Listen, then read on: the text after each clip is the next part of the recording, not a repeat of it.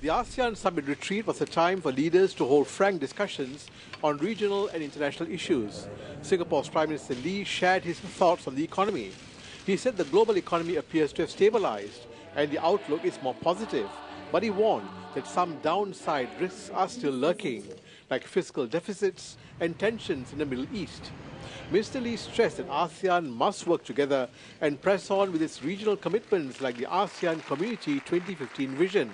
You will not see a dramatic change overnight, but ASEAN has been one of the major factors why Southeast Asia has been stable, people have competed peacefully, and by and large we've been able to prosper.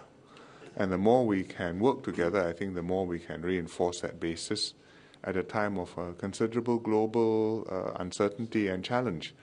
In practical terms, we are trying to make it easier for people to trade, to invest, to work together with one another, and to have an interest in one another's success. The theme for the ASEAN Summit is One Community, One Destiny, and a key outcome of the two-day meeting is the Phnom Penh Declaration, which sets out the directions and highlights some of the work that's left to be done by the 10-member grouping to achieve its vision of 2015. Turning to Myanmar, Mr. Lee said Singapore welcomes the country's progress in its transition to democracy. He hopes that the country's stakeholders will push on with national reconciliation for the good of the people and to help Myanmar break out of isolation.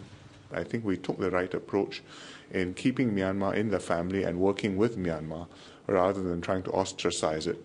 I hope that this will help them to considerably improve their links with the world, particularly the developed world. And I hope certainly that the sanctions will be lifted, because really the sanctions are not helpful. Another concern discussed in the summit, North Korea. In their joint statement, ASEAN leaders called for restraint on the Korean peninsula amid tensions stemming from North Korea's plan to launch a rocket later in April. S. Ramesh, Channel News Asia in Phnom Penh, Cambodia.